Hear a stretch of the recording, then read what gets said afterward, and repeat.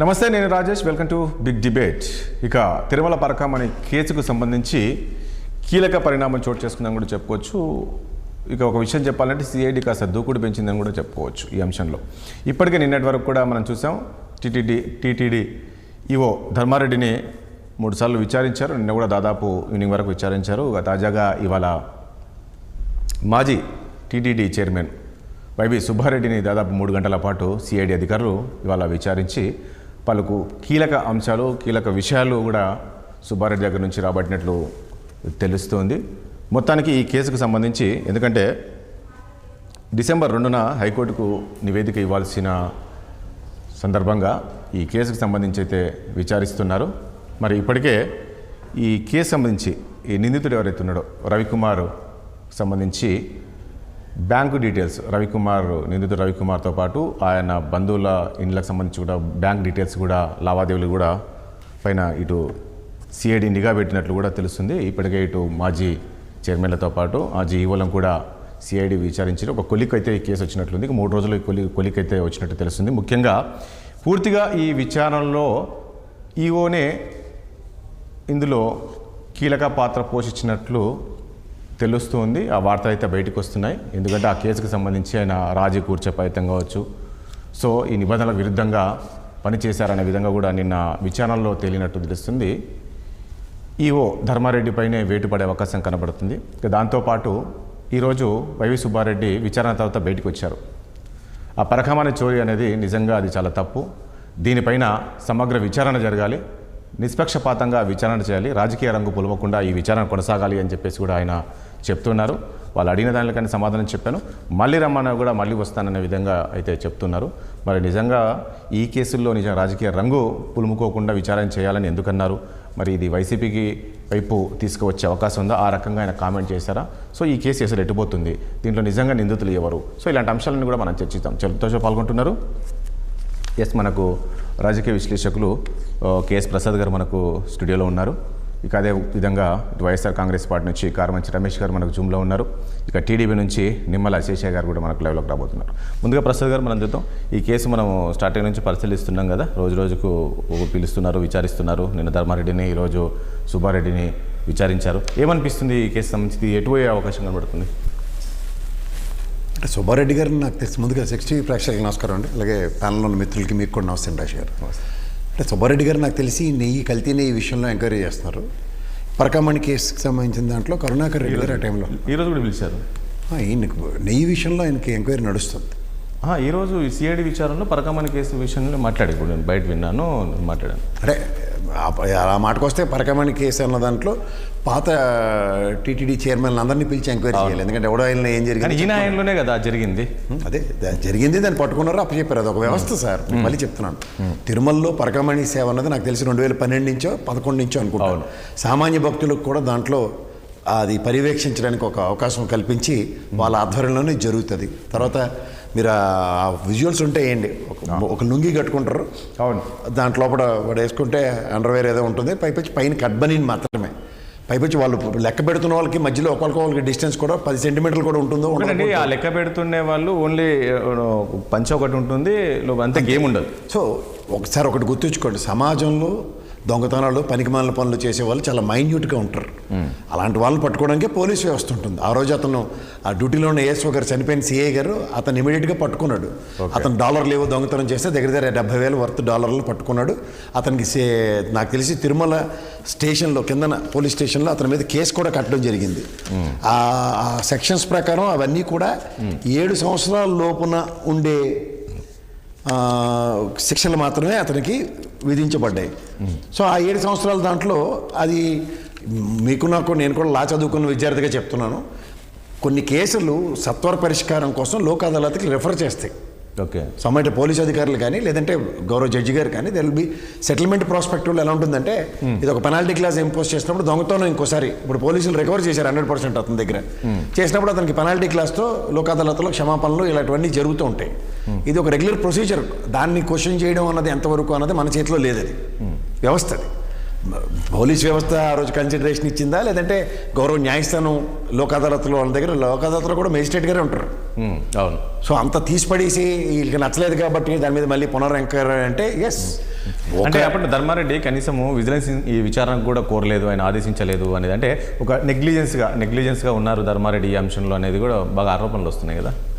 ధర్మారెడ్డి ఆయన సొంత పెత్తనం నిలబెట్టి మొత్తం పుట్టి ముంచినాడు. కానీ ఇక్కడ ఈ విషయంలో సిఐడి ఎంక్వైరీ కన్నా ప్రొయాక్టివ్గా అక్కడ సార్ పోలీస్ వ్యవస్థ డిప్లాయ్ ఉంటుంది అక్కడ. వీళ్ళకి రోజు ఫ్రిస్కింగ్ చేసి లౌడీకి పంపిస్తారు. ఫ్రిస్కింగ్ చేసినప్పుడు దొరికాడు వాడు. ఓకే. ఆయన కూడా మహానుభావుడు పెద్ద జీఆర్ దగ్గర ఉద్ధరించి ఊళ్ళి వెళ్తున్న ఉద్యోగం. ఈ పెద్ద జీఆర్ దగ్గర పనిచేస్తున్నాడు పరకామణి సేవకి పిలిచినప్పుడు ఈ కోతి పని చేస్తే దొరికాడు. ఇప్పుడు ఏదో ఆస్తులు అవి రాసి ఇచ్చాడు, ఏవో చెప్తున్నారు వాళ్ళు ఎక్స్ప్లెనేషన్స్ అన్ని. సో ఇది ఒకటి నేను చెప్పగలను సార్. ఆ రోజు అతనికి కన్సిడరేషన్స్ మళ్ళీ రీఇన్స్టేట్ చేయడానికి ఉద్యోగం కానీ ఇలాంటివన్నీ కూడా పరకామణి సేవలో దొరికిన అతనికి ఆ రోజు బోర్డు నిర్ణయం. ఉదాహరణకు కరుణాకర్ రెడ్డి చైర్మన్ అవ్వచ్చు. బోర్డులో ఇప్పుడు సోకాల్డ్ పార్సారథి గారు ఐఎన్పిఆర్ మంత్రి గారు ఉన్నారు. తర్వాత వేమిరెడ్డి ప్రశాంత్ రెడ్డి గారి భార్య ఆవిడ ప్రశాంతమ్మ కూడా ఆ రోజు బోర్డు మెంబరు. అండ్ ఇవన్నీ మీరు గమనించుకోగలిగితే ఇవన్నీ మాకు వీళ్ళ మీద మాకు ఎవరికి నమ్మకం లేదు. సుధామూర్తి గారు ఉన్నారు కదా సార్ ఇన్ఫోసిస్. ఆ రోజు ఆ బోర్డు మీటింగ్ రాకపోవచ్చు. కాదు ప్రసాద్ గారు, మీరు అన్నట్లు కొన్ని కేసులు లోక్ అదాలత్ వెళ్ళిపోతుంటాయి అన్నారు కదా, మరి ఎందుకు మళ్ళీ ఇది మళ్ళీ రీఓపెన్ చేయాల్సి వస్తుందంటే వీళ్ళకి పల్లెల్లో ఏదో పిల్లితల గొరికాడని సామెత ఉంటుండే. వీళ్ళు మళ్ళీ దాన్ని అన్ని జగన్మోహన్ రెడ్డి 5 సంవత్సరాల్లో మొత్తం అంతా బస్టు పెట్టించాడు, అన్యాయం చేసాడు అన్నది ప్రజలకి నెక్స్ట్ ఎలక్షన్స్కి ఇలా ప్లాట్ఫామ్ మీద ప్లాటర్ పెట్టి నిలబడతారు. ఆ పనిలో ఉన్నారు వాళ్ళు. ఎప్పటికి అవుతుందో అవునండి. లడ్డూ విషయం చూడండి, ఇంకా జీలపాకంలో లాగుతూనే ఉన్నారు. లిక్కర్ కేసు సంవత్సరం అయింది అలా లాగుతూనే ఉన్నారు.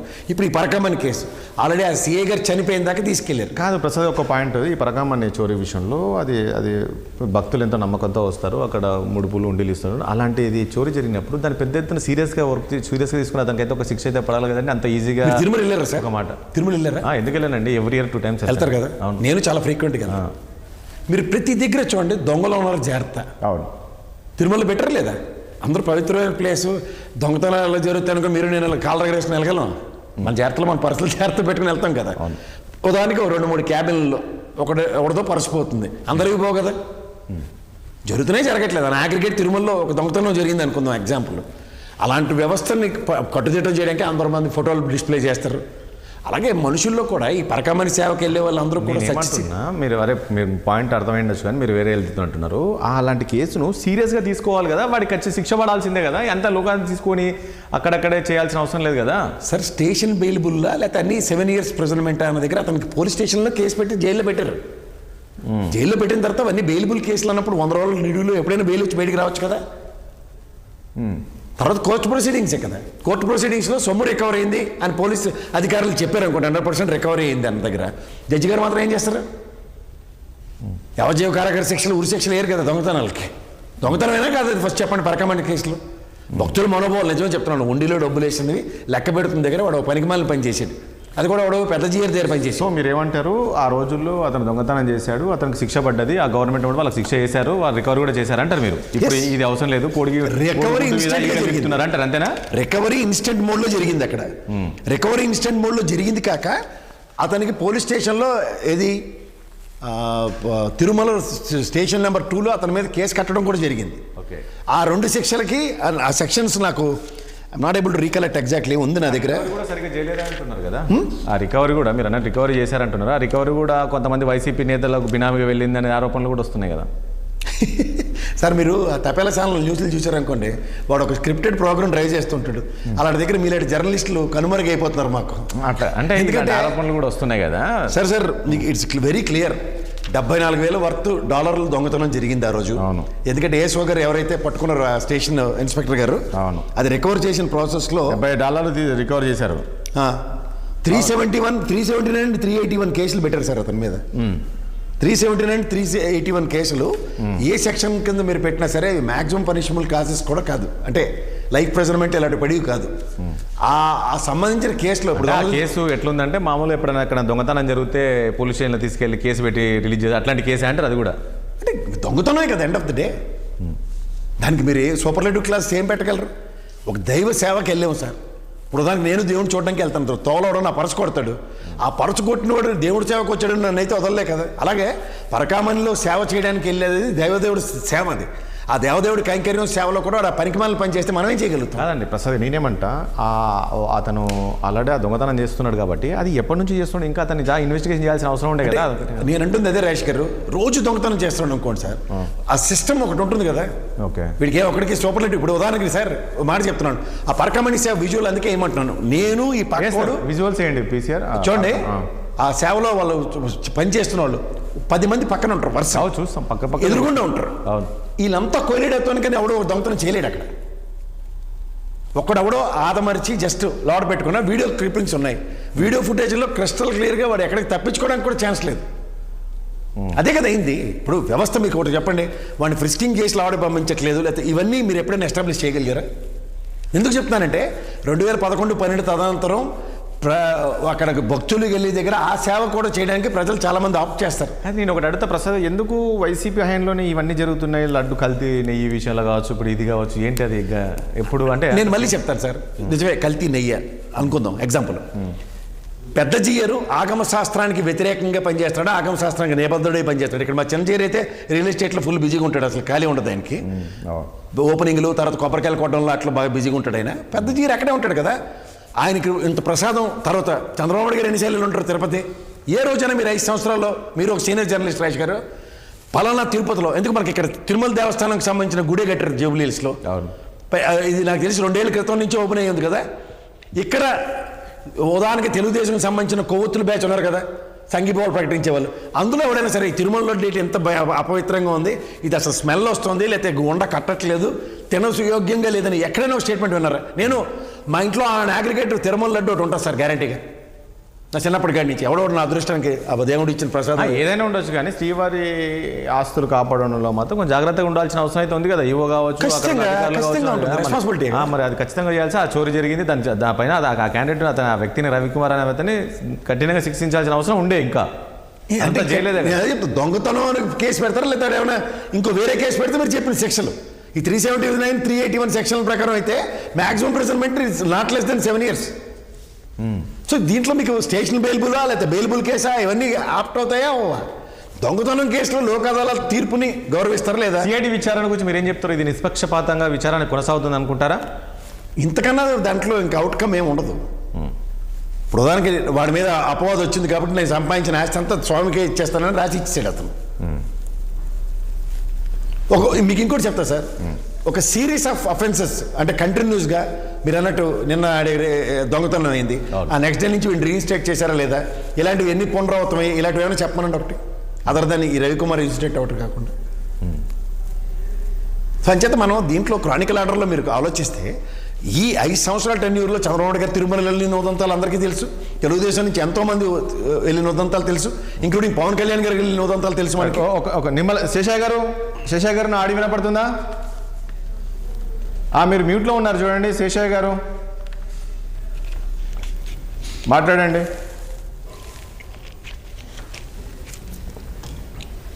శేషయ్య గారు మాట్లాడండి, వినపడుతుందా? వినిపిస్తుందండి, చెప్పండి. ఈ కేసుకు సంబంధించి ఏం చెప్తారు? ఈరోజు మాజీ చైర్మన్ వైవి సుబ్బారెడ్డి గారిని కూడా ఈరోజు సిఐడి విచారించారు. సో ఈ విచారణ కూడా నిష్పక్షపాతంగా జరగాలి, ఇందులో రాజకీయ రంగు పులుముకోవద్దనే విధంగా ఆయన చెప్పారు.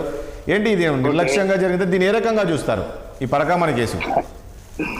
ఏమండి, తిరుమల దేవస్థానం అనేది ప్రపంచంలోనే కలియుగ దైవం, వైకుంఠ అలాంటి తిరుమలలో ఇలాంటి ఈ అపవిత్ర కార్యక్రమాలు జరగటం ప్రతి ఒక్క హిందువు యొక్క మనోభావాలు దెబ్బతీసింది. ప్రపంచంలో ఎక్కడ ఏ హిందువు ఉన్నా ఒక్కసారైనా తిరుమల దర్శించుకోవాలని, తిరుమలలో ఉన్న లడ్డుని ఆయన రుచి చూడాలని చేస్తే వాడు స్వర్గప్రాప్తి జరిగిస్తున్న నమ్మే తిరుమల దేవస్థానంలో ఇలాంటి కార్యక్రమాలు జరగటం చాలా సిగ్గుచేటు. ఆశగా ఉన్న వాడికి, అసమర్థుడికి, అవినీతిపరుడికి అధికారం ఇస్తే ఏం జరుగుతుందో మనం ఈ రోజే చూసాం. మందు పేరుతో, పన్ను పేరుతో, చెత్త పేరుతో ల్యాండ్, శాండ్, మైన్లు ఎలా దోచుకున్నారో మనం చూస్తున్నాం. దొంగని మనం దొంగ అంటే వాడు దొంగే దొంగ దొంగ అని అరుస్తున్నట్టుగా ఈరోజు మనం ఈ డిబేట్ లో చూస్తున్నాం. ఇంత అన్యాయం ఎక్కడైనా ఉందండి? పరకామణి చోరీ కేసులో మన దొంగ దొరికినా కూడా అది దొంగతనం కాదు, ఆయన ఇచ్చిన విరాళాలుగా ఇచ్చాడు అని ఈరోజు చెప్తుంటే ఆంధ్ర రాష్ట్ర ప్రజలందరూ నవ్వుతో సిగ్గుతో తల ఉంచుకుంటున్నారు. ఎవరేం చెప్పలేదండి, వాళ్ళు విరాళాలు ఇచ్చారని చెప్పండి. నేను ఏమంటాను ఒకటండి శేషయ్య గారు, ఒక పాయింట్ ఇక్కడ. గత ప్రభుత్వం వైఎస్ఆర్ కాంగ్రెస్ పార్టీ ఉంది. ఆ రోజుల్లో ఈవో ధర్మారెడ్డి ఉన్నాడు, వైవి సుబ్బారెడ్డి చైర్మన్ ఉన్నారు. 100 మందిలో ఒకటి దొంగతనం చేస్తున్నాడు, వీళ్ళకి కలగంటారా? వీళ్ళకి ఏమో తెలుస్తుంది, ఒక మాట మనవాడు కూడా చేశాడు, దొరికాడు, శిక్ష అనుభవించాడు, అయింది కదా. ఓకే, అలాంటప్పుడు మీరు వాళ్ళని ఎలా సమర్థిస్తారండి? మీరు ఆయన సమర్థిస్తున్నారుగా, మీరు అలా సమర్థించాం ఇప్పుడు సమర్థిస్తున్నారు. ఇప్పుడు మీరు మాట్లాడేంత ఆయన సమర్థిస్తున్నట్లే కదండి. ఏం సమర్థించారు? సమర్థించారు ఆయన దొంగతనం చేయలేదు, ఆయన ఇచ్చిన విరాళాలు చేయలేదని ఎవరు చెప్పలేదు. ఆయన దొంగతనం చేయలేదని ఎక్కడ చెప్పలేదు. అతను దొంగతనం చేశాడు, అతనికి శిక్ష పడ్డది, అతని దగ్గర రికవరీ కూడా చేశారు కదా. ఓకే ఓకే, హలో చెప్పండి. ఇప్పుడు శిక్ష పడింది. ఈ రోజు వైవి సుబ్బారెడ్డిని మా విజయవాడ కానూరుకి తీసుకొచ్చి ఆయన విచారిస్తున్నారు. ఆయన విచారిస్తుంటే మీరంతా అక్కడ చేరి గొడవలు చేస్తున్నారు. ఇంత ఈ అవినీతి కార్యక్రమంలో వీళ్ళంతా పాలు పంచుకోవడం కరెక్ట్ అని చూసామండి. ఇప్పుడు వస్తున్నా. రమేష్ గారు మాట్లాడిద్దాం. రమేష్ గారు ప్లీజ్ ఒక నిమిషం మాట్లాడండి. రమేష్ గారు ప్లీజ్ మాట్లాడండి ఒకసారి. శేషయ్య గారు మాట్లాడండి శేషయ్య గారు. నేను ఇప్పుడే విజయవాడ నుంచి వస్తుంటే అక్కడ ఆ సిఐడి ఆఫీస్ ముందు జనాలు వాళ్ళు ఎంత గొడవ చేస్తున్నారు ఇప్పుడే నేను కళ్ళారా చూసి వస్తున్నానండి. మీరు ఎలా కాదంటారు? గొడవ ఎందుకు చేస్తున్నారండి? గొడవ ఏం చేయలేదు. సుబ్బారెడ్డి గారిని విచారణకు పిలిచారు. విచారణ దాదాపు 3 గంటల విచారణకు వెళ్ళారు. అధికారులు సహకరించారు. వాళ్ళు అడిగిన దానికైనా సమాధానం ఇచ్చారు. ఆయన బయటకు వచ్చి మీడియా సమావేశం పెట్టారు. అక్కడ జనాలు దొంగ ప్రచారాలు చేస్తారు. ఆ తోపులాటలు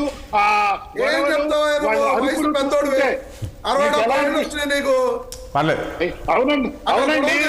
నువ్వు చూసావా అక్కడ ఎలా అరుస్తున్నారో మీరు చూసారా? పర్లేదు శేషయ్య గారు, మన సబ్జెక్ట్ వద్దాం. రమేష్ గారు మాట్లాడేటప్పుడు జాగ్రత్తగా రమేష్ గారు ఒక నిమిషం ఉండండి. రమేష్ గారు ఒక నిమిషం. శేషయ్య గారు ఒక నిమిషం. రమేష్ గారు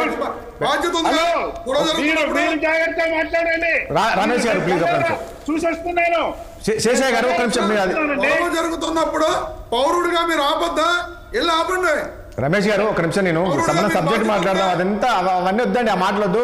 శేషయ్య గారు ఒక పాయింట్ చెప్పండి. ఇక్కడ ఈ రోజు ఒక్క నిమిషం. ఈ రోజు సిఐడి విచారణ కొనసాగుతుంది. మాజీ ఈఓలను చైర్మన్లను పిలిచి విచారిస్తున్నారు. సో వాళ్ళు అంటే మీకు ఇందులో ఎక్కడ తప్పు అనిపించింది? మళ్ళీ దీన్ని విచారిస్తుంటే ఎక్కడ తప్పు అనిపించింది? వీళ్ళు ఏం నిర్లక్ష్యంగా వివరించారనుకుంటున్నారు? వైవి సుబ్బారెడ్డి గారు ఆయన ఏం చెప్తున్నారంటే, ఆయన చెప్పింది ఏంటి, దీంట్లో చోరీ దొంగతనమే జరగలేదు, దొంగతనం జరిగినట్టు నాకు తెలియదు అంటున్నాడు. ఆ పొజిషన్ లో ఉండి, ఒక చైర్మన్ పొజిషన్ లో ఉండి ఆయన అలా మాట్లాడటం తప్పు కదండి. ఒక ఆఫీసర్ గా ఉండి ఆయన అన్ని చూసుకోవాల్సిన బాధ్యత ఆయన మీద ఉంది కదండి. అవును, ఆయన మీద ఉంది కదండి. కరెక్ట్, అలా మాట్లాడడం అయితే తప్పు. ఆయన మీద ఆ బాధ్యత ఉందా లేదా? ఒక మనం అన్ని చూసుకోవాల్సిన అవసరం లేదు. చెప్పండి. ఈయననే సుబ్బారెడ్డి ఉన్నాడు. ఎప్పుడు జరిగిందంటే రాష్ట్రంలో పోలేని గొడవలు జరుగుతున్నాయి. అన్నిటికీ చంద్రబాబు నాయుడు గారే బాధ్యత. మరి ఎందుకు పట్టించుకోవట్లా చంద్రబాబు నాయుడు గారు? ఎందుకు పట్టించుకోవట్లా? 23 మంత్రి గారు పిఏ ఒకడు నువ్వు వస్తావు రావా అని అడుగుతున్నాడు. మరి చంద్రబాబు నాయుడు గారు అడగమన్నారా?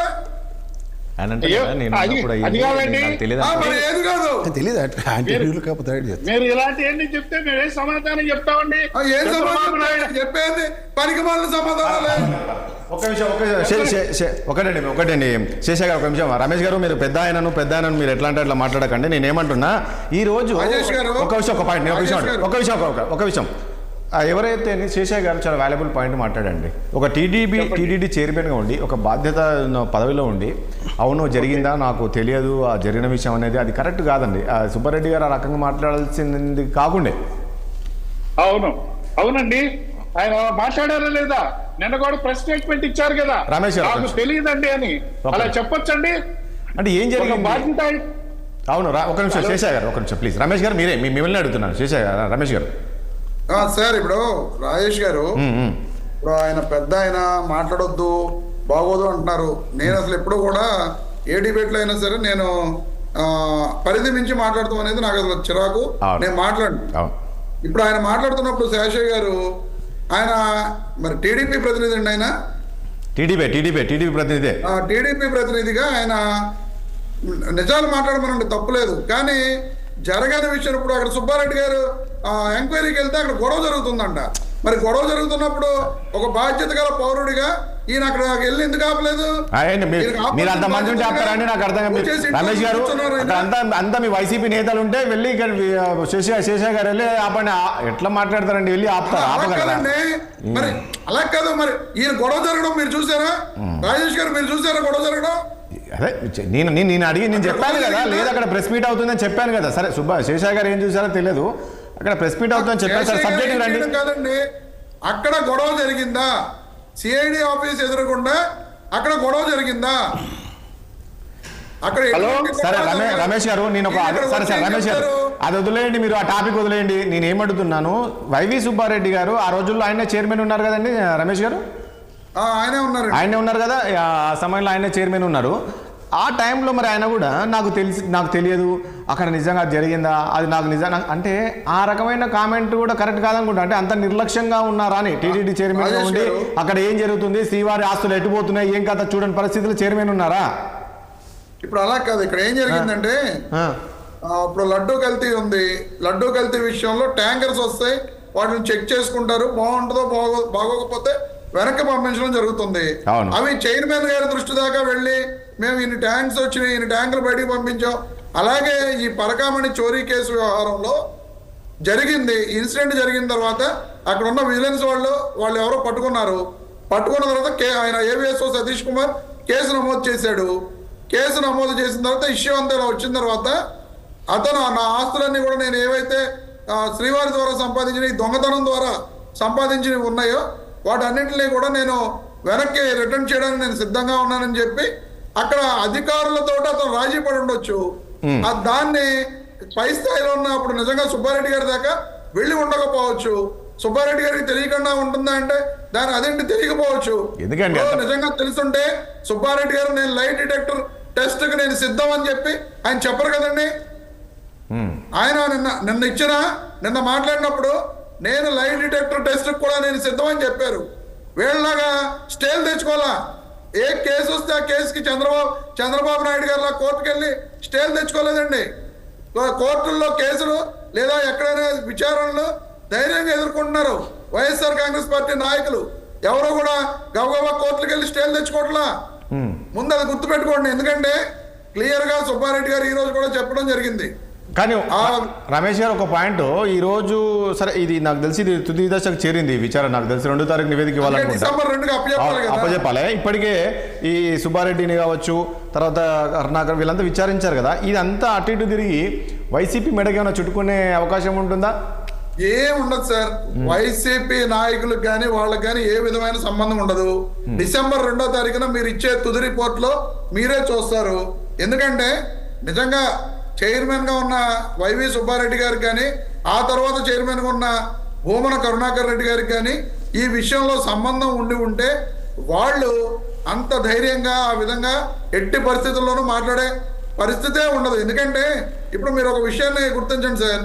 నిజంగా రవికుమార్ అనే వ్యక్తి 14.43 కోట్ల రూపాయల ఆస్తులు మన గుడికి రాసిచ్చారు. ఇంకా ఏమైనా ఆస్తులు ఉండి వీళ్ళ బినామీల పేర్ల మీద వాళ్ళ పేర్ల మీద ఎక్కడన్నా వీళ్ళు రాపించుకుని ఉంటే ఈ పాటికి సిఐడి వాటిని ఎంక్వైరీ చేసి బయటికి తీదండి. పలానా వాడు మీ బినామీ లేదా పలానా వాడు సుబ్బారెడ్డి గారికి సన్నిహితుడు. సో మీరు అన్నట్లు రమేష్ గారు మీరు అన్నట్లు ఒకటి వైవి సుబ్బారెడ్డి వరకు రాకపోవచ్చు, లేదంటే కరుణాకర్ రెడ్డి వరకు రాకపోవచ్చు. అంటే ఇదంతా కూడా ఈ సిఐడి లోతుగా విచారిస్తే ఇక్కడ అంతా కూడా ధర్మారెడ్డి చక్రం తిప్పినట్లే కనపడుతుంది లెక్కన. మీరు చెప్పే కామెంట్స్ కావచ్చు, ఈరోజు సిఐడి వాళ్ళని విచారించిన దాని ప్రకారంగా చూస్తే ఇదంతా కూడా ధర్మారెడ్డి నడిపించాడు అనుకోవచ్చా? అది ఇప్పుడు విచారణలో ధర్మారెడ్డి గారు ఏం చెప్పారు అనేది మనకందరికి కూడా తెలియదు. ఎందుకంటే ధర్మారెడ్డి గారు కూడా అరెస్ట్ చేసిన దాఖలాలు లేవు. వాళ్ళు ధర్మారెడ్డి గారు కూడా క్లియర్ గా ఇది ఏ విధమైన మేము ఎక్కడ తప్పు చేయలేదు, పొరపాటు చేయలేదు, ఆ విధంగా చెయ్యవచ్చు అనే ఆప్షన్ ఉంది కాబట్టి మేము చేసాము, లేకపోతే మేము కూడా చెయ్యం కదా, రాజీ ఎందుకు చేస్తాం అనే విధంగానే చెప్పడం జరిగింది ఆయన. ఆయన కూడా నాకు ఎక్కడా కూడా సంబంధం లేదని చెప్పి క్లియర్ గా చెప్పారు. ఎక్కడ అరెస్టులు చేయలేదు కదా. నిజంగా రేపు పొద్దున December 2వ తారీఖున రిపోర్ట్ ఇచ్చిన తర్వాత ఖచ్చితంగా కోర్టు ఆ రిపోర్ట్ చెప్తుంది ఏం జరిగింది, వాట్ ఈస్ వాట్ అనేది మా అందరికీ కూడా వాస్తవాలు బయటకు వస్తాయి. అక్కడ ఎక్కడో దాకా ఎందుకు సార్, ఇప్పుడు కూటమి ప్రభుత్వం అధికారంలోకి వచ్చిన తర్వాత ఇష్యూ బయటకు వచ్చింది. అంతకు ముందే వచ్చింది అనుకోండి, కానీ ఈ మాచర్ల శ్రీనివాసులు అన్న ఆయన హైకోర్టుకు వెళ్ళి, జర్నలిస్ట్ ఆయన హైకోర్టుకు వెళ్ళిన తర్వాత హైకోర్టు ఇలా రాజీ చేసుకోవడం తప్పు కదా, దీని మీద రీఎంక్వైరీ చేయండి అన్నప్పుడు అదే మాచర్ల శ్రీనివాసులు గారు మనకు స్టేట్మెంట్ ఇచ్చారు, మీరు చూసారో లేదో. భానుప్రకాష్ రెడ్డి గారు ఎవరైతే టీటీడీ బోర్డు మెంబర్గా ఉన్నారో ఆయన రవికుమార్ భార్యని 5 కోట్ల రూపాయలు డిమాండ్ చేశారు. ఆ డబ్బులు ఇవ్వకపోవడంతో ఇవన్నీ కూడా రచ్చరచ్చ చేశాడు ఆయన. యాక్చువల్గా కోర్టులో కేసు జరుగుతున్న విషయాన్ని ఆయనే దాన్ని డిమాండ్ చేయడం మూలంగా ఇంత రచ్చ అయిందని చెప్పి ఆయన క్లియర్ గా ఎవరైతే కోర్టులో కేసు వేసిన వ్యక్తి చెప్పాడు. మరి ఆ భానుప్రకాష్ రెడ్డి మీద ఈ రోజు వరకు ఎంక్వైరీ ఎందుకు చేయట్లేదండి ఈ కూటమి ప్రభుత్వం? అంటే అతన్ని కాపాడాలనేది వీళ్ళ ఉద్దేశమా? నిజంగా రవికుమార్ భార్యను అడిగితే నన్ను అడిగాడో లేదో అనేది చెప్తుంది కదా, నన్ను డబ్బులు అడిగారా లేదో అనేది చెప్తుంది కదా. మరి ఎందుకని ఆ దిశగా ఎంక్వైరీ సాగలేదు? సో అందుకనే ఈరోజు సుబ్బారెడ్డి గారు అన్నారంటారా, ఇదంతా కూడా రాజకీయ రంగు పులుముకోకుండా విచారణ చేయండి నిష్పక్షపాతంగా అనుకోవచ్చా? క్లియర్ గా శేషయ్య గారు అడుగుతున్నారండి. ఏం చెప్తారు ఇప్పుడు? రమేష్ గారు అదే అంటున్నారు, ఎక్కడ మరి వాళ్ళని ఎందుకు విచారించలేదు? రాజేష్ గారు చెప్పండి. ఎంపీ మద్దెల గురుమూర్తి గారు కూడా ఈ ఇష్యూ రాగానే సిబిఐ సుప్రీంకోర్టు జస్టిస్ ఆఫ్ ఇండియాకి క్లియర్ గా లెటర్ రాశాడు ఆయన ఎంపీ హోదాలో. పథకామణి కేసును సిబిఐకి అప్పచెప్పండి, ఇక్కడ విచారణ జరిగితే రాజకీయ రంగు పులుముకునే అవకాశం ఉంది కాబట్టి సిబిఐకి అప్పచెప్పండి అని చెప్పి సుప్రీంకోర్టు చీఫ్ జస్టిస్ లెటర్ రాశారు. ఎందుకు మీకు పోలీసుల నమ్మకం లేదండి? కాదు రమేష్ గారు, ఇక్కడ ఉన్న పోలీసుల నమ్మకం లేదా మీకు? ఖచ్చితంగా నమ్మకం లేదు సార్. స్టేట్ పోలీసు ఖచ్చితంగా చంద్రబాబు నాయుడు గారు, నారా లోకేష్ గారు ఆధ్వర్యంలో పనిచేస్తున్నారు. వాళ్ళు ఎలా చెబితే వీళ్ళు అలా చేయడానికి సిద్ధంగా ఉన్నారు. ఎన్నో ఇష్యూస్ లో కోర్టులు ముట్టుకాయలు వేసిన మీరు మొన్న సోషల్ మీడియా యాక్టివిస్ట్ సవేంద్రారెడ్డి అతని కేసు విషయం ఏం జరిగిందండి? అతను అరెస్ట్ చేసింది ఒక టైము, గంజాయి పెట్టడానికి ట్రై చేశారు, కోర్టు వెంటనే మొట్టికాయలు వేసి అతను వెంటనే బయటకు రిలీజ్ చేసింది. మరి ఈ రకంగా వీళ్ళు కక్షపూరిత రాజకీయాలు చేసి వైఎస్ఆర్ కాంగ్రెస్ పార్టీని ఎక్కడికక్కడ బద్నాం చేయాలి, ఈ పార్టీని ఈ రాష్ట్రంలో ఇంకా గెలవకుండా చేయాలనే లక్ష్యంతో చంద్రబాబు నాయుడు లోకేష్ ముందుకు వెళ్తున్నారు. వాళ్ళ ఆటలు సాగు. ఈ రోజు ఈ రాష్ట్రంలో ప్రజలందరూ కూడా ఏం జరుగుతుంది అనేది ప్రతి ఒక్కటి కూడా ప్రత్యక్షంగా చూస్తున్నారు. రైట్.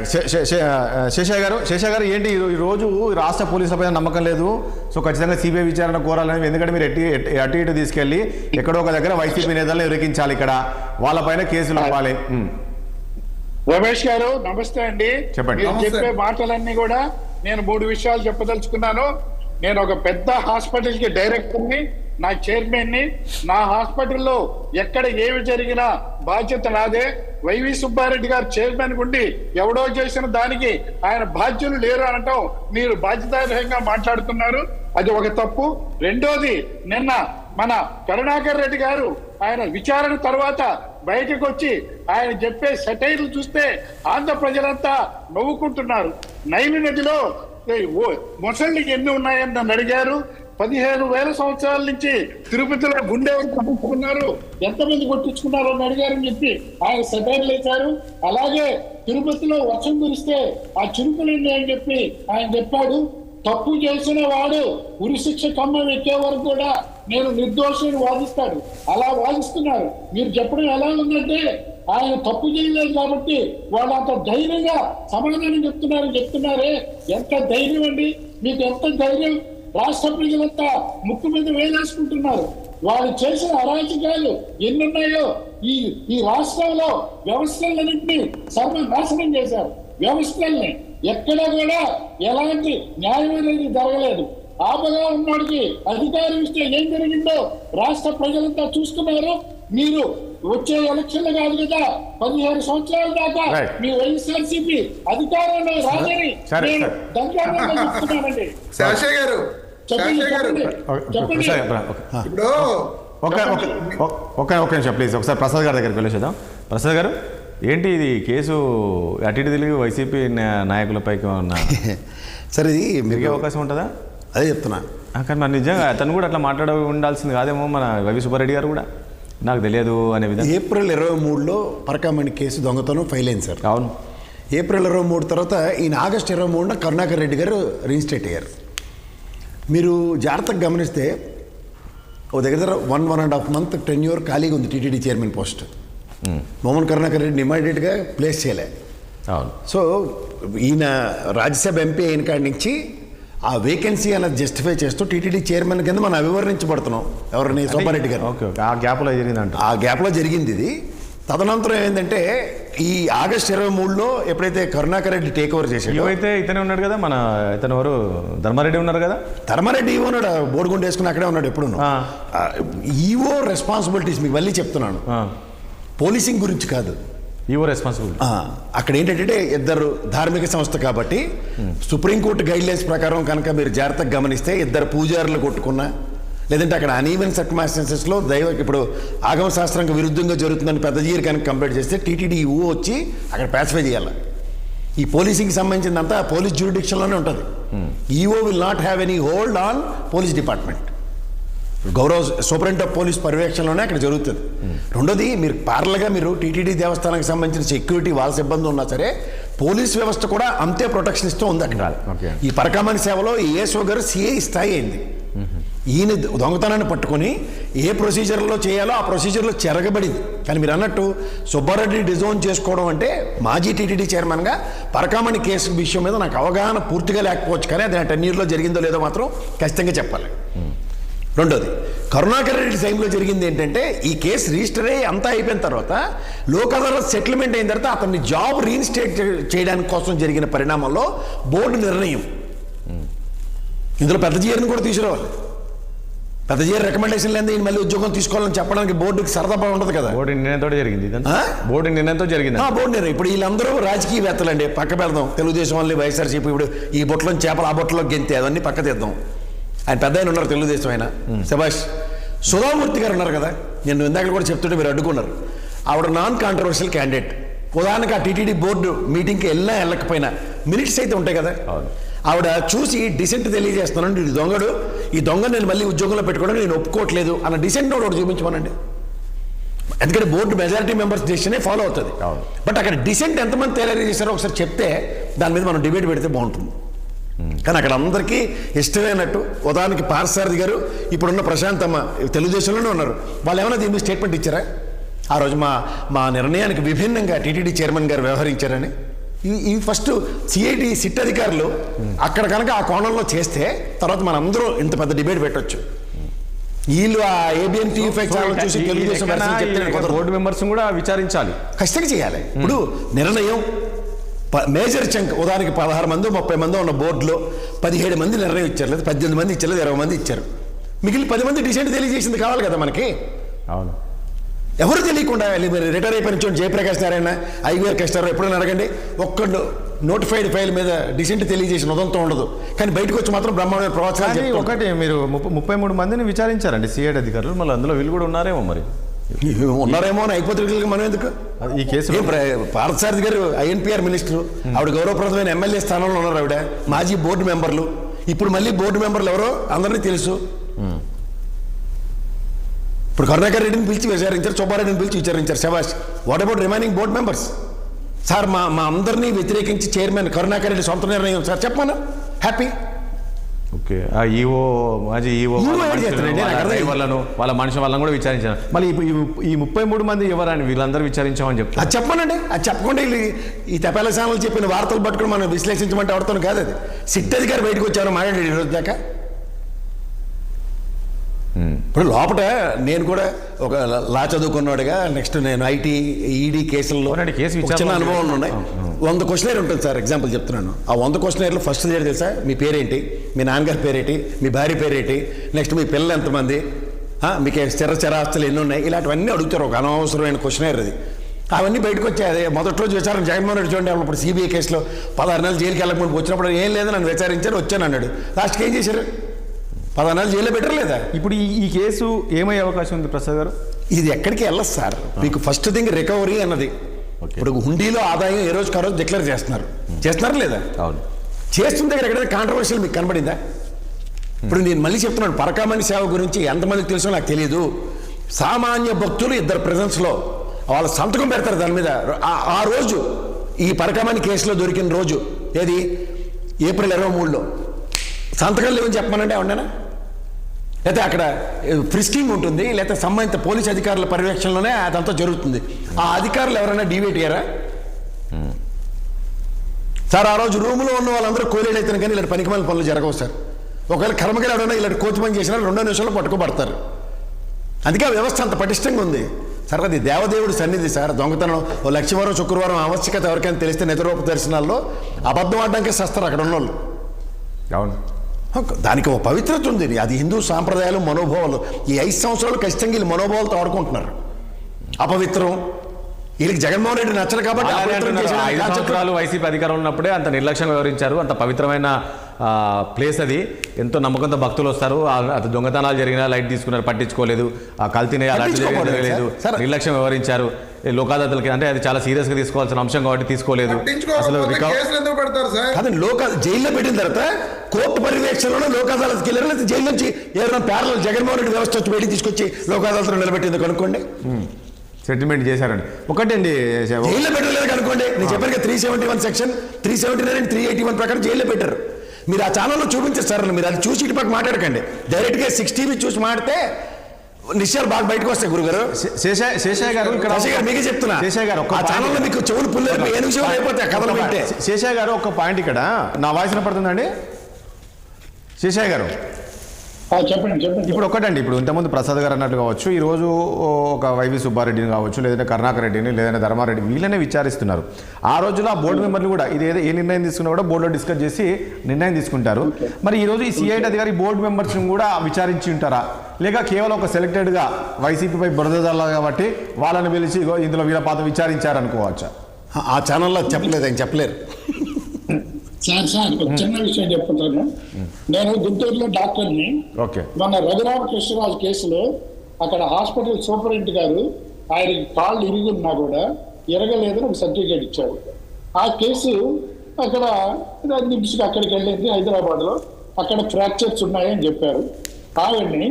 ఆవిడ మా కొలీగ్ డాక్టర్ గారు ఆవిడ అడిగితే ఏమ్మా అంటే, డాక్టర్ గారు ఆ సర్టిఫికేట్ ఇవ్వడానికి నా మీద ఎంత ప్రెజర్స్ వచ్చినాయో మీకు చెప్తే అది కాదండి, నాకు తెలుసు నేను తప్పు చేస్తున్నాను తెలిసి కూడా నేను ఇవ్వాల్సి వచ్చిందండి.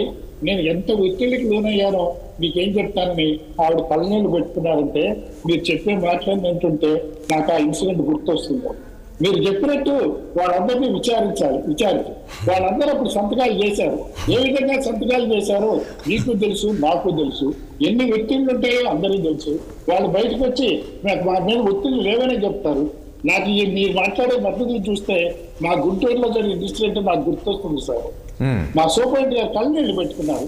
ఆ సర్టిఫికేట్ ఇవ్వడానికి దెబ్బలు లేవు, ఫ్రాక్చర్స్ లేవు అని ఇవ్వడానికి నా మీద ఎంతమంది మినిస్టర్స్ ప్రజెంట్ చేశారో మీరు చెప్తే నవగత్య దాకారు అని ఆవిడ చెప్తుంటే నాకు మీరు చెప్పిన ఇన్సిడెంట్ గుర్తొస్తుంది సార్. ఎవరు దెబ్బలు? ఎవరెవరు? ఒక నిమిషం. ఎవరు? రఘురామకృష్ణరాజు గారి కేసు అది. సార్ సరే సార్, మీ సూపరింటెండెంట్ గారు ఒత్తిడికి గురయ్యారు, బాగానే ఉంది. మన మిలిటరీ డాక్టర్లు ఎవరికి ఒత్తిడికి గురయ్యారు చెప్పండి. డాక్టర్ గారు, మిలిటరీ డాక్టర్లు ఎవరు ఒత్తిడికి గురయ్యారు? ఏం రాజు గారు, మిలిటరీ హాస్పిటల్ కదా ట్రీట్మెంట్ ఇచ్చారు. ఇక్కడ మిలిటరీ హాస్పిటల్లో షీల్డ్ కవర్ తీసుకెళ్లి సుప్రీంకోర్టులో పెట్టారు. సుప్రీంకోర్టు దాన్ని కన్సిడర్ చేయలే. రమేష్ గారు అంటే ఇప్పుడు ఆ రోజు రమేష్ గారు ఆ రోజుల్లో ఆ ప్రెజర్ తోటి మీరు నవ్వకండి. ఆ ఛానల్ చూసి నవ్వుకునే రకం నవ్వుకోవాలి అవుతారు లాస్ట్ కి. సుప్రీంకోర్టుకి ఇచ్చిన షీల్డ్ కవర్ లో ఇన్ఫర్మేషన్ ఒత్తిడికి గురై ఏ పోలీస్ అధికారి మీద చర్యలు నిన్న కాక మొన్న సోషల్ మీడియా పోలీసులకి సస్పెన్షన్ నోటీస్ ఇచ్చింది కోర్టు. సీల్ కవర్ ఇప్పుడు మరి నేను చెప్పి ఏదో ఒకటి మాట్లాడడం కాదు, ఆవిడ స్టాండ్ అయి ఉంది కదా. ఒకసారి ఒక సర్టిఫికేట్ ఇచ్చిన తర్వాత అది డాక్యుమెంట్ సార్. మరి మీ దగ్గర నేను తప్పు చేశానని చెప్పి కళ్ళనీళ్ళు పెట్టుకుంటే ఉపయోగం ఏముంది?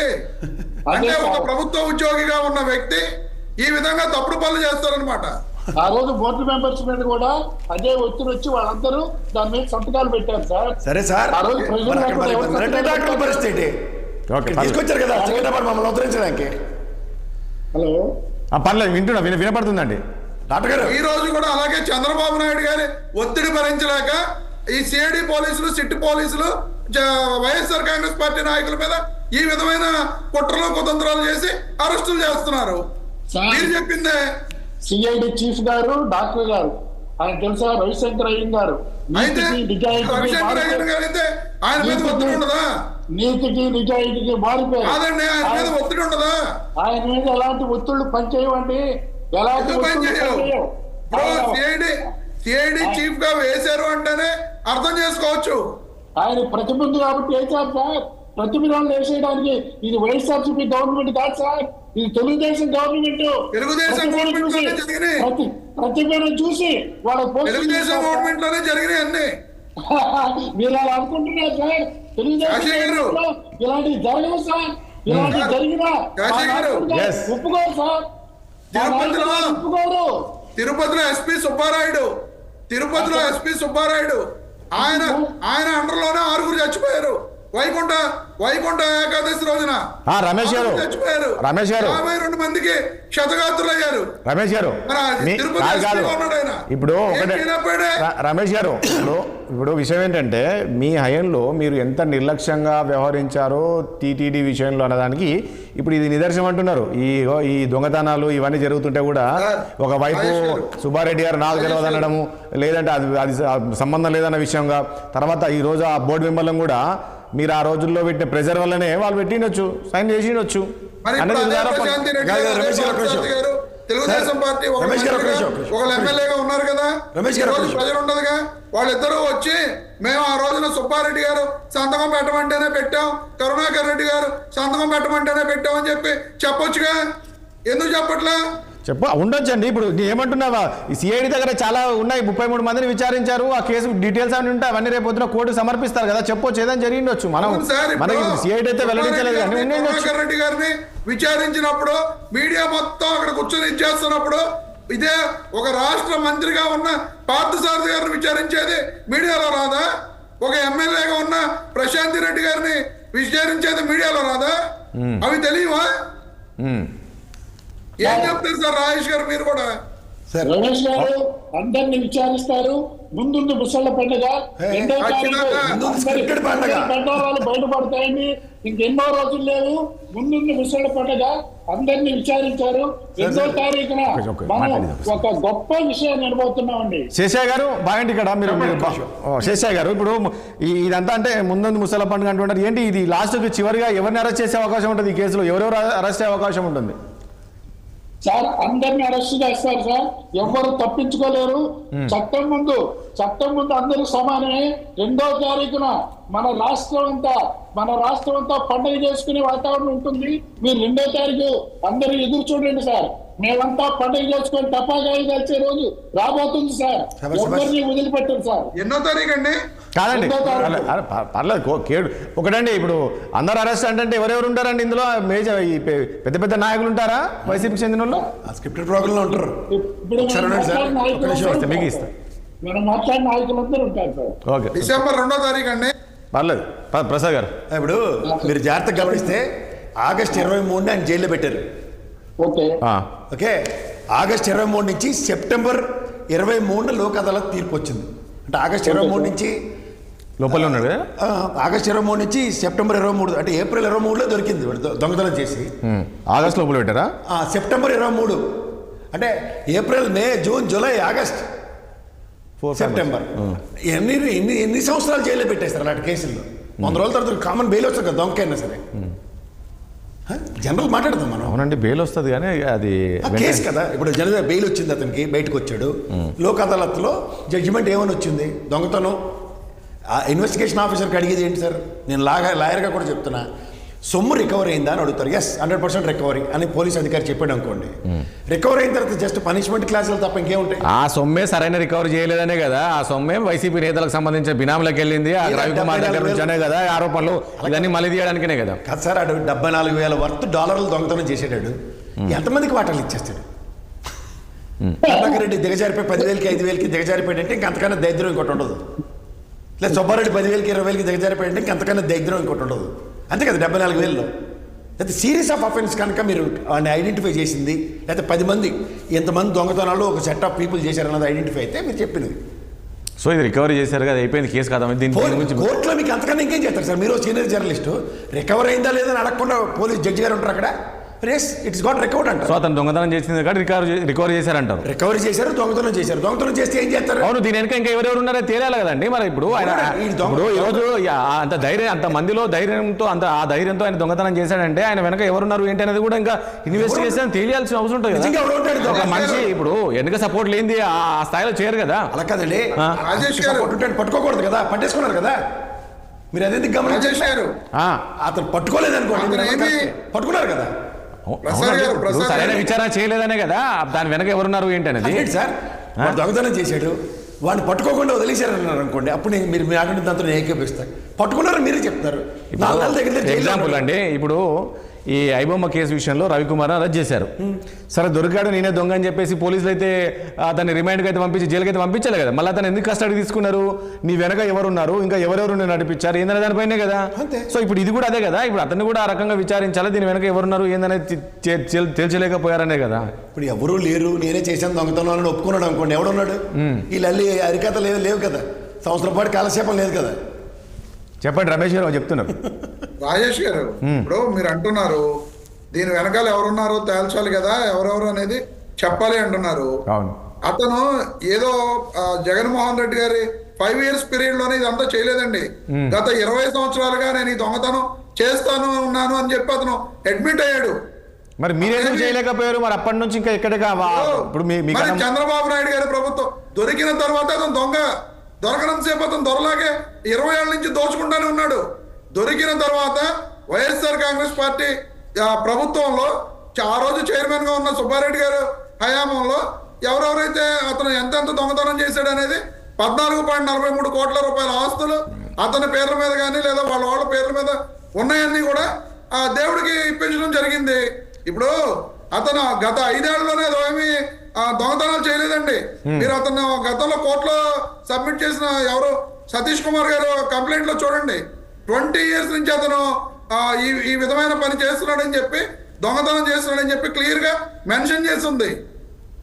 రమేష్ గారు, మరి 20 years నుంచి మీరు అన్నట్లు 20-25 years నుంచి అతను దొంగతనం చేస్తున్నారంటే మరి ఆ 25 yearsలో ఆయన ఎంత దొంగతనం చేసి ఉంటాడు? మరి ఆ రికవరీ చేశారా మొత్తం? మరి ఈ లెక్కన అదే రికవరీ చేశారా? అతని ఆస్తులన్నీ అతని పేరు మీద, అతను భార్య పేరు మీద, వాళ్ళ పేర్ల మీద ఉన్న ఆస్తులు వచ్చిన లెక్కలు 14.43 కోట్లు. ఒక్క ఆస్తి కూడా అతను ఉంచకుండా మొత్తం అంతా కూడా టీటీడీకి రాయించడం జరిగిందండి. సుబ్బారావు, శేషా గారు, ఇంకేంటి అదంతా చేశారంట కదా. ఇప్పుడు అదేదో వైసీపీ హయాంలో కాదు 25 ఏళ్ళలో చేస్తున్నారు, మొత్తం రికవరీ చేశామని చెప్తున్నారు. మళ్ళీ ఎందుకు ఈ కేసును తోడుతున్నారు? రాజేష్ గారు, రమేష్ గారు, నిజంగా ఇంకా ఏమైనా ఆస్తులు ఉండే మా నాయకులు, అది సుబ్బారెడ్డి గారైనా లేదా మరొకరైనా ఎవరి పేర్ల మీద రాయించుకుంటే వీళ్ళ చేతిలో అధికారం ఉంది. ఇప్పుడు నిరూపించమనండి. ఎందుకు రోజు వాళ్ళు ఇదిగో వెనకాల ఉన్న వాళ్ళు దోచేశారు, వెనకాల ఉన్న వాళ్ళు రాయించేసుకున్నారు, దీంట్లో అవినీతి జరిగిపోయింది, ఈ మాటలొద్దు. గత 2-3 నెలల నుంచి, నాకు తెలిసి 7-8 నెలల నుంచి ఈ పరకామణి ఇష్యూ జరుగుతుంది. ఈ రోజుకి వీళ్ళు ఎక్కడన్నా ఒక బినామీ ఆస్తిని పట్టుకోవడం జరిగిందా? ఏమీ లేదు. శేషా గారు ఏం చెప్తారు? ఇప్పటి వరకు అతను 25 ఏళ్ల నుంచి చేస్తున్నప్పటికీ మనం పట్టుకున్నాము, రికవరీ చేసాము, ఆస్తులు ఉంటే కూడా ఆస్తులు మొత్తం కూడా రాపిచ్చేసాము, టీడీడీకి రాపిచ్చేసాము. ఇప్పుడు ఏది ఉంది అక్కడ? ఏది లేదు, కావాలని చెప్పేసి చేస్తున్నారనే విధంగా చేస్తున్నారు. ఇప్పటివరకు మీరు పట్టుకున్నారు, మీరు ఏదైతే ఆరోపణలు చేస్తున్నారో వైసీపీ నేతలకు చెందిన కొంతవరకు బినామీల్లో ఆస్తులు ఇచ్చేశారు రవికుమార్ అనే విధంగా. సో ఇప్పటి వరకు ఏమైనా బయటకు తీసుకొచ్చారా? సిఐడి విచారణలో తేలిందా? నేను దొంగతనం చేశాను అని ఒప్పుకున్న తర్వాత కూడా అతనికి ఎవరెవరు సహకరించారు, అతని ఆస్తులు ఎక్కడెక్కడ దాచిపెట్టారు, అతని బినామీలు ఎవరి పేరు మీద పెట్టున్నాడు, అవన్నీ తెలియజేయడానికే ఇప్పుడు ఎంక్వైరీ జరుగుతుంది సార్. కాబట్టి ఇంతటితో అతను నాకు ఇంత ఆస్తుంది అని చెప్పినంత మాత్రం దాంతో మా ప్రభుత్వం ఒప్పుకోదు సార్. దీని వెనక ఎవరెవరు బినామీలు ఉన్నారో దాన్ని తేల్చడానికే ఇప్పుడు ఎంక్వైరీ జరుగుతుంది సార్. వాళ్ళు కూడా త్వరలోనే బయటకు వస్తారు సార్. ఆయన ఆస్తి అంతా ఇచ్చేసానంత మాత్రాన ఆయన వదిలిపెట్టవండి వాళ్ళకి. ఎందుకంటే బినామీల పేరు మీద కూడా ఇంకా ఆస్తి ఉంది, అది బయటకు వచ్చిన దాకా ఎంక్వైరీ జరుగుతూనే ఉంటుంది సార్. అందరు బయటకు రావాల్సిందే. చెప్పండి సార్. ఇప్పుడు మిమ్మల్ని వదిలిపెట్టమని మేము చెప్పట్లా, మీరు చెప్తున్నారు చూడండి, ఎంక్వైరీ జరుగుద్ది మేము తీస్తామని చెప్పి ఆ తీసి నిరూపించండి బాబు అని మేమే అడుగుతున్నాం. తీసి నిరూపించండి బాబు అని. అదే సార్, మీరు ఆరోపణలు చేయొద్దు, మీరు నిరూపించి అప్పుడు మాట్లాడండి. ఇప్పుడు అదే చేస్తున్నారు. నిరూపిస్తాం సార్, మీరేం తొందరపడద్దు, మేము నిరూపిస్తాం. ఆ శుభగడి తొందరలోనే రాబోతుంది సార్, రాబోతుంది, మేము నిరూపిస్తాం. Okay okay okay right. చివరిగా సమయం లేదు ప్రసాద్ గారు. అంటే ఇదేంటి ఈ లాస్ట్కు ఈ డిసెంబర్ 2కు ఇది నివేదిక ఇవ్వబోతున్నారు కదా, ఇదేంటి దీంతో అయిపోయేదా ఎట్లా కనిపిస్తుంది? ఇప్పుడు ఇంతకుముందు అన్నట్లు నేను చెప్పినట్లు కూడా మీరు వీళ్ళు చేశారు కానీ పూర్తిగా విచారణ చేయలేకపోయారు. అతని దగ్గర ఇంకా ఆస్తులు 25 ఏళ్ళ నుంచి జరుగుతుంది, దొంగతనం చేస్తున్నప్పుడు 1000 కోట్లు ఉండొచ్చు ఇంకా. సో ఆ స్థాయిలో మీరు దాని వెనక ఎవరున్నారు ఏంటనే విచారణ చేయలేకపోయారు. వాళ్ళందరూ కూడా బయటకు వస్తారు అంటున్నారు. సో ఈరోజు ప్రభుత్వం ఒక ఆలోచన కూడా అదే ఉన్నట్టుంది. దీని వెనక ఉన్న వాళ్ళని సీరియస్గా వీళ్ళు అరెస్ట్ చేయలేదు. ఎంతసేపు అతను పట్టుకుని నేను దొంగతనం చేశానన్నాను, చేయంగానే వచ్చాను, అరెస్ట్ చేసి ఇంత రికవర్ చేశారు. కానీ దీని వెనక అసలు సూత్రధారులను పట్టుకోలేకపోయారు వైసీపీ నేతలు అనేది ఈరోజు వీళ్ళు చెప్తున్నారు. గవర్నమెంట్ కూడా దానిపైన సీరియస్గా ఫోకస్ చేస్తుంది, సిఐడి కూడా అదే చేస్తుంది కదా. 20 ఏళ్ళు కదా మనకు అంతంత టెన్యూర్ లెక్కలే, కానీ 10 ఏళ్ళు ఆంధ్రప్రదేశ్ రాష్ట్ర విభజన తెచ్చి మాడదాం. 5 ఏళ్ళు ఫస్ట్ ఇల్లే ఉన్నారు కదా తెలుగుదేశమే. అదే పుట్టసి యాదవ్ గారే కదా చైర్మన్ అప్పుడు. అవును, అవన్నీ మాడాలి కదా. ఇప్పుడు 20 ఏళ్ళ ప్రాసెస్ అని ఆయన చెప్పాడు. నేను ఇప్పటిదాకా 20 ఏళ్ళు బట్టి దొంగతనం చేస్తున్నాడు, అంత ఈజీ కాదు అక్కడ. ఆయన ఎలా చెప్పాడు నాకు, ఎందుకంటే అన్ని కెమెరాలు అంత ఉంటుంది, ఎట్లా చేస్తుంటాడు 20 ఏళ్ళు అందులో ఉన్నది కాదండి. రమేష్ గారు మీరు 20-25 ఏళ్ళు అని చెప్తున్నారు కానీ ఎందుకంటే ఆ స్థాయిలో అక్కడ కెమెరాలు ఉంటాయి, ఒక సెక్యూరిటీ ఉంటుంది. ఆ రకంగా ఉన్న వ్యక్తి అన్నేళ్ళుగా దొంగతనం చేస్తున్నారంటే అది మామూలు విషయం కాదండి. అతను దొరకలేదు సార్ ఇప్పుడు దాకా దొరకలేదు, చెల్లిపోయింది అతనికి.